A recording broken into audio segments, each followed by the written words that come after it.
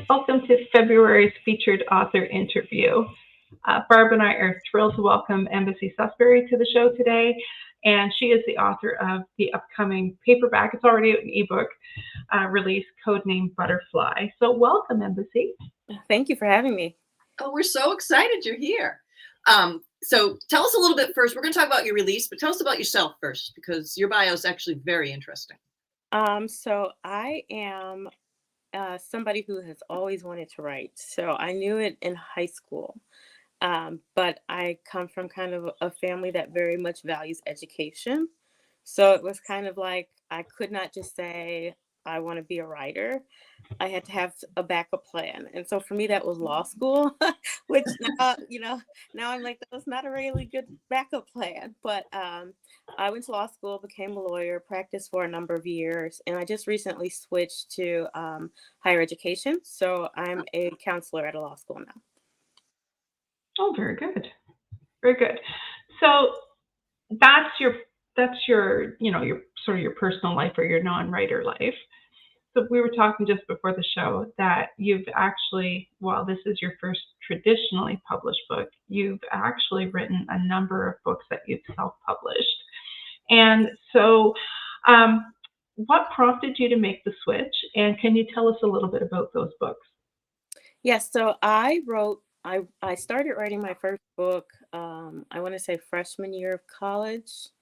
And it was one of those things where I couldn't find something like it. So I was just going to sit down and write it. I was born before Amazon was a thing. So self-publishing.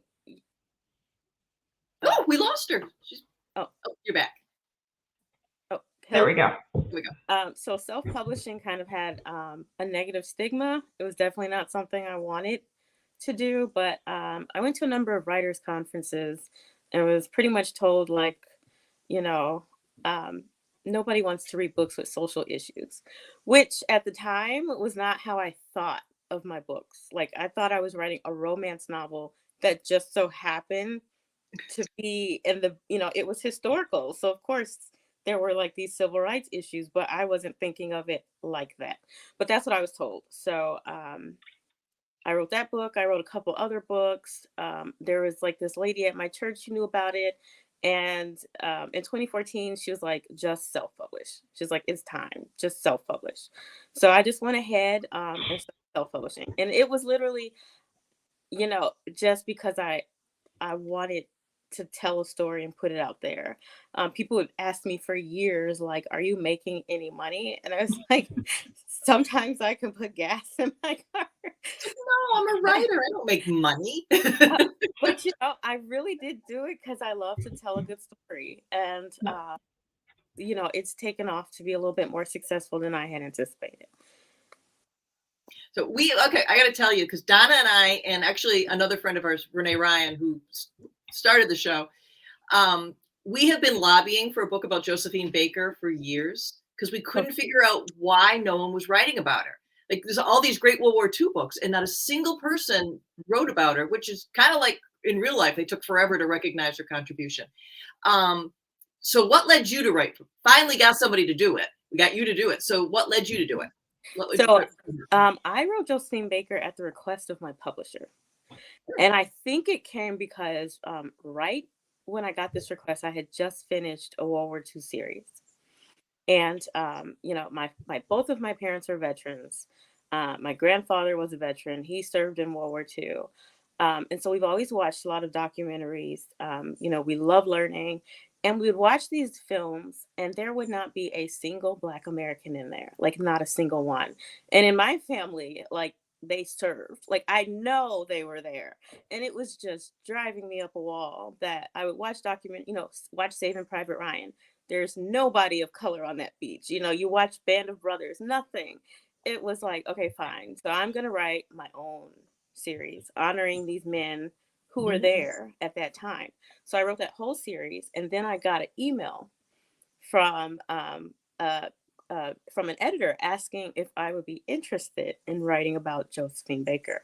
And so that's kind of how it came around. And it's funny because, like, I knew on the surface who she was, but I did not know who she was. until I had to sit down and learn like all that she did, everything that she accomplished. Now, did you find out anything interesting? I mean, unusual in Mhm. her research that you didn't know about? I mean, you said you knew about her surfacely, but Yeah, so I didn't know that she was a pilot, I didn't know that either. Yeah. and I didn't know, I guess, just how much she gave to France. When you Yeah. think about spying, at least when I was thinking about celebrity spying, it was just kind of like maybe if she overheard something, or, maybe if she was in the right situation at the right time. But it was so much more complicated than that. And to think of what she was risking, um, to help this country that was not her birth country. And in a lot of ways, she bankrupted herself to save France. And if and later in life, she ends up being bankrupt, and it's just like she gave a lot. Um, you Yeah, but know. remember, she ended up getting help from Monaco and Grace Kelly helping Mhm. her out because she was this great war hero that they'd neglected and let go Yeah, bankrupt. Yeah, France took forever to recognize her. they did. Yeah, and it's kind of funny that because I was wondering if you would bring up one of the things that surprised me that I didn't know before, and it's more of an aesthetic thing than necessarily her role, but the reference to the zoo. So Mhm. that she had this menagerie of animals, and like how you referenced that they smell. Like I laugh every time there's a reference to like her animals, but they were really important to her, right? Like this was Yeah, they were. They said like, everywhere she went, she had an animal. She even kept like a guppy in the bidet if she was in a. So that's just like her personality. Um, Don't pee there. Don't pee there. And they said like her maids or her coworkers would just be like really offended by the smell because she would insist that they would be in the theater with her as well, so that in between takes she could play with them, and it was just an interesting. yeah, It like is. that little tidbit. I was like, what? And I just thought that was really really neat. Um, and I also like I thought you made a really interesting choice because a lot of the time, like historical fiction based on real people is Mhm. very on trend right now, and we see a lot of them. But you made the choice to tell this story through Elodie's point of view rather than Josephine's. Mhm. And so, can you speak to that choice a little bit and if it made your job harder or easier when it came to sharing Josephine's story? So I've been writing a lot of historical fiction for a long time. And with the exception of like the very first novel that I wrote, I stay away from real people because it's hard to guess what they were thinking. Like, it doesn't matter how many biographies you read or documentaries you watch, you're getting somebody else's opinion of somebody. Yeah. So it's hard to kind of ascribe to that person thoughts and feelings, etc. So I prefer to write from somebody else's point of view because now you know that this person is still being filtered through Right. Yep. somebody else's gaze, and so it allows you to kind of see how they made that other person feel. So a little bit less, I focus a little bit less on what they would say and a little bit more on how people felt around Josephine when I was reading the biographies, how she made you think you could just do anything. And she was also kind of like the Beyonce of her day. So it was like this mix of being very down to earth and being very famous at the same time. Yeah. Well, And oh, go ahead, hon. I was just when you were talking a minute ago, I got thinking that so much that she did for France, but you mentioned in several places how the culture there is more accepting, Mhm. and compare it to what it's like in the U.S. as far as treatment of Black people and segregation, and how France is actually a bit of a more hospitable environment. And I thought that was really interesting to note because I'd never really thought of it that way before. Mhm. I had always known that after World War II, a lot of Black Americans moved to France, especially artists, because they felt safer there in ways that they didn't in the US. my biggest challenge was trying to figure out why Black Americans were there before the war. But, it was important to kind of explain why they felt safe there, and what it was about France that drew people to Yeah. that country. So. Yeah. Well, so I was going to say, you spoke to the choir about the whole real people thing, because Donna and I have a love-hate relationship with biographical fiction. And it is because so often, if you are familiar with someone, it makes it very hard to read somebody's interpretation of their thoughts. Mm. So I was like, yeah, preaching here. Because, and the other part is, so it makes sense. If she was the Beyonce of her time, there would be a wall between her and a lot of people. Yeah. I imagine. And she's a resistance fighter. She's going to be keeping a lot to herself anyway. So that actually makes perfect sense to portray her through somebody else's eyes. Yeah. I think. Yeah. I'm going to pull up the cover because we're going to have to take a minute to appreciate this. Because I saw this on NetGalley and I was like, oh my gosh, isn't that beautiful? Yeah. Cover appreciation moment. It is. And yeah. So were you happy with it? I was going to say. Well, first of all, are you happy with the cover? Yeah. Yeah, I am happy with the cover. I really like the colors, like the brightness of the and it's France, it's World War II right away. Mm-hmm. So I thought it was a really great cover, and I like the butterfly brooch, which if you read the book, you kind of understand why. Like it's more than just the title of butterfly. Right. Yeah. But the woman herself is so beautiful and so glamorous. And for once, she's not facing away looking at airplanes like 90% of historical fiction covers lately. Right. Yeah. So it really jumped out at me when I saw it on NetGalley. It's like, I have to read this book. Then I found out it was Josephine. I wanted to read it before I knew it was Josephine Baker. I just liked the cover. The bottom has the woman looking away, looking at airplanes. Yes. But so they didn't quite move away from it. But okay, so I have to ask though, because I was looking at this and then after reading and realizing who the point of view character is, that like, is it Josephine on the cover or is it Elodie on the cover? And then I figured it must be Josephine because Josephine is the butterfly and Elodie, her code name really becomes Moth instead.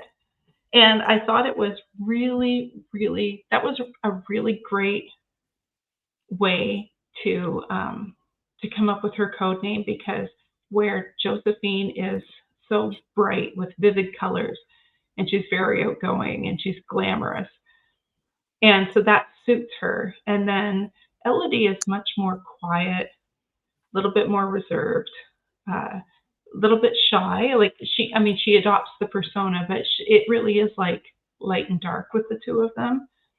And Elodie is more, it seems to be, she's a little more behind the scenes, digging into getting info rather than being so overt about things. Like they just play off each other so well. Yeah, it was probably midway through the book that I realized that they were foils of each other. Yeah. And I had sent to my editor, I was like, my initial thoughts was that we should name it The Butterfly and the Moth. Because I thought, of that play on them. So Josephine is more liberal, then Ellie is more conservative, and it's on purpose. Josephine likes animals, Ellie doesn't. So it's just kind of like this foil of these two women who are very different, but find themselves in the same or similar circumstances. Yeah, and actually those differences make them a really good team, I think. So, yeah, I loved when I read that it was that, she was the moth. And then how she initially was like, but I don't like moths. Like she really has this thing against moths for personal reasons, but it fits. So, but I love the turquoise on the cover and the yellow together. Yeah, it was very much.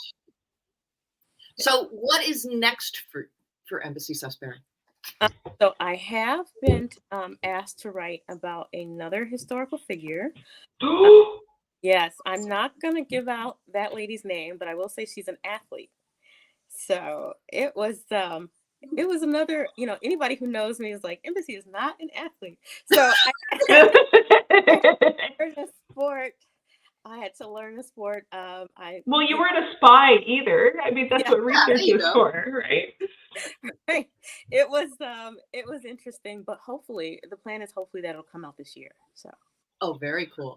I mean, So- I meant to ask before, what's the name of your series that you said you did a whole series about Black Americans fighting in World War II? What's the name of that series so people can look that up too?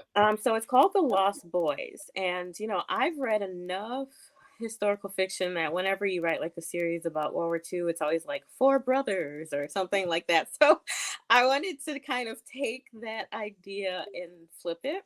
And Yep. so it's more like I Know What You Did Last Summer, where these five guys were like a part of a crime essentially when they were younger, and then they start getting blackmailed.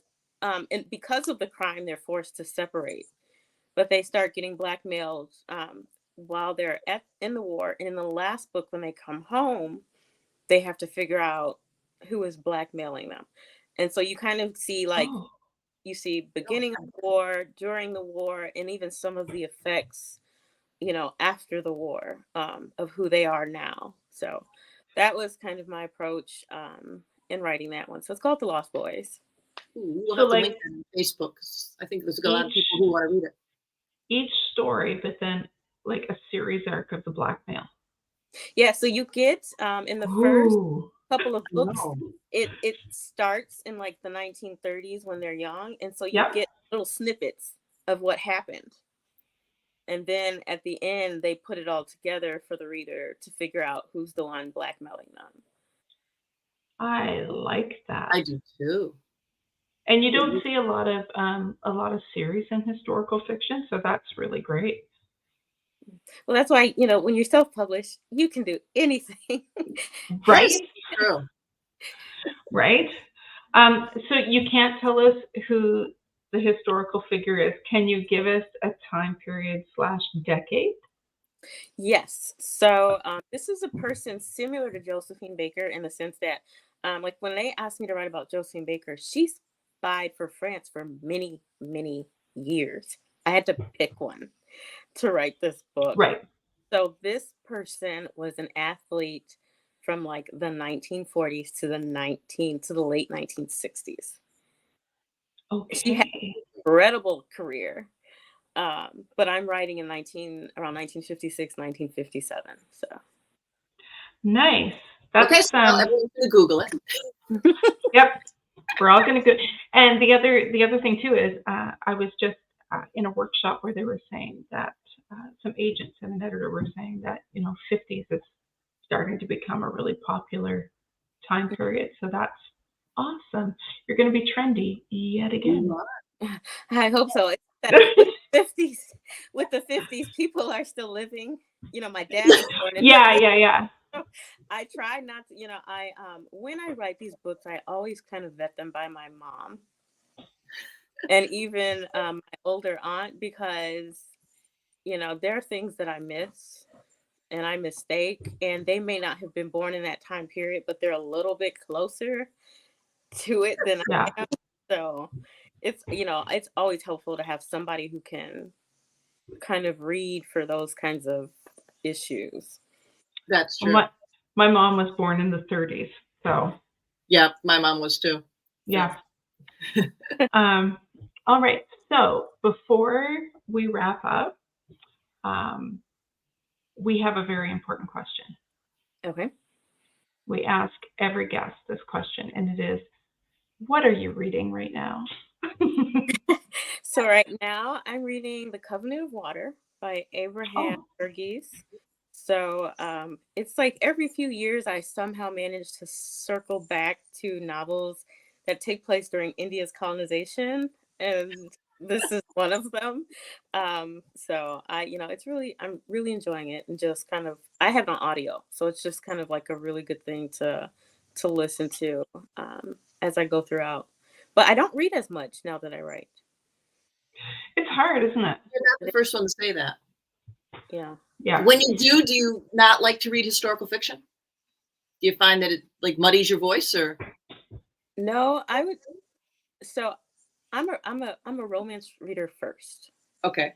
I'm just going to be honest. 9 times out of 10, although I would not classify this book as a romance. Sometimes I hear books are just, if I just hear a book is good, I'll read it anyway. Right. But if you tell me it's a good romance, I don't care what genre it is, I'll read it. Yeah. So that's kind of, but I'm much harder on romance now. That I buy. I'm like, why does she like him now? What happened? I missed so that's why I don't read it as much, because I'm much harder on it. Because, well, it's you end up reading like a writer and not like a reader anymore, I think. Yeah, that's one thing that does kind of kill your reading, and sometimes it kills your reading pleasure. Donna and I will text back and forth about different things sometimes once in a while. Like, did you see? Especially for reading the same book. The other thing I find too as a writer is that when I am really, really deep into a book, I don't read as much, because sometimes after working with words all day, I don't want to deal with someone else's words or story arcs. I want to do something completely different. Like, I just need the break from words.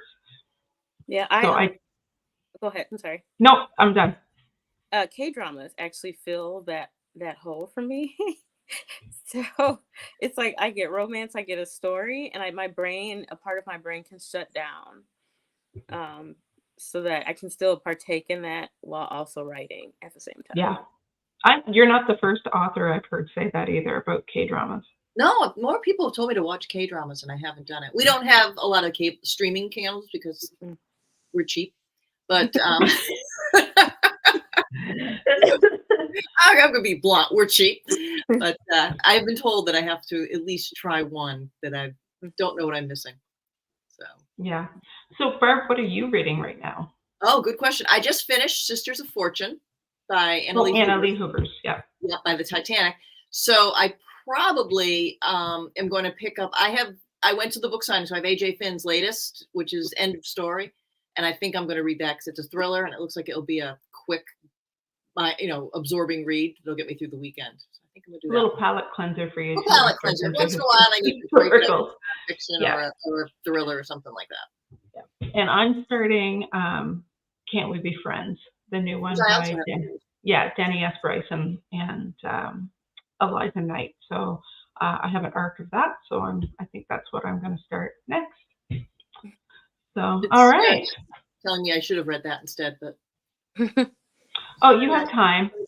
Yeah, they are going to come on the show. We should tell people that they're going to be on the show. Yeah, I think they're doing separate because they have 3 books out combined. I know they're both those authors are silly prolific this year.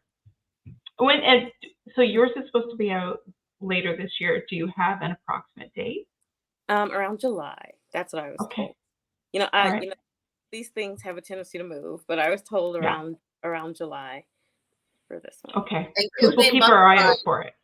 Codename Butterfly isn't out in paperback until March 12th here. Yes, that's correct. So this is where I confess, Donna got your book because it was on sale in Canada. I went to buy it here, and the lady goes, "It's not on sale." And apparently it was an ebook, but my friend is the bookstore manager. She wasn't going to send me to Amazon. So I didn't know that until today. Donna goes, you could have read it. So I've got it on order. As a disclaimer, then, that book that's probably coming out in July is probably coming out in the UK and maybe even Canada in July. In the US, it might be like September. Okay, there you go. Yeah. So I do have the book on order, and I've been dying to read it. So Donna's been very good in not spoiling anything for me. I tried. And that's with Avon UK, right? Yes, that's correct. Mm-hmm. Yeah, because I'm in the same boat where my publisher is in the UK, but we did manage to get all 3, like the UK and Canada and the US, because I'm on July 20th, and they're all within like 2 weeks of each other. So at least it's really, really close. So yeah, but it's confusing. I do wish England would and the UK would and the US would kind of get their dates together, but I realize they can't. We went through this in romance too, so yeah, it is what it is. I will read it when it comes in next week. Yeah, we'll look for it for sure. Yeah, for sure. And where can people find you? I know you've got a website. Are you on Instagram, Facebook? Let's just leave it at the website. I appreciate that so much.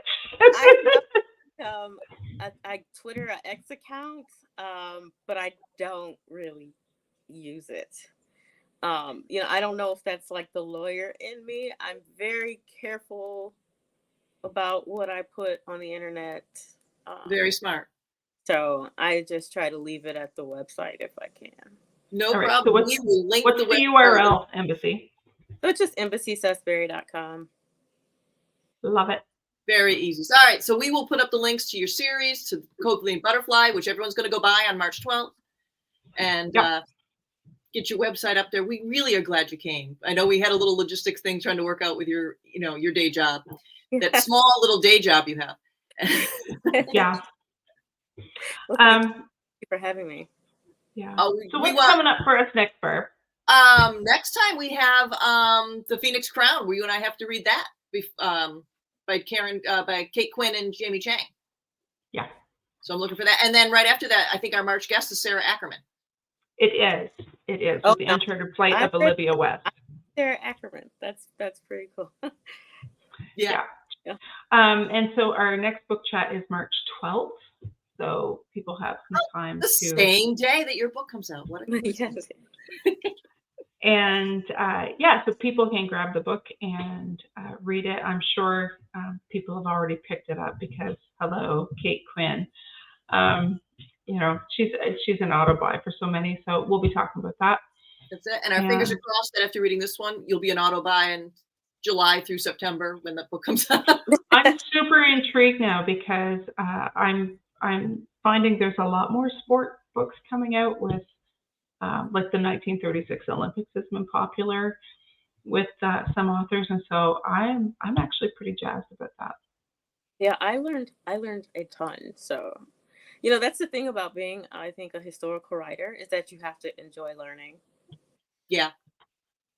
But I mean, how many of us nerd out over the research? I mean, yeah.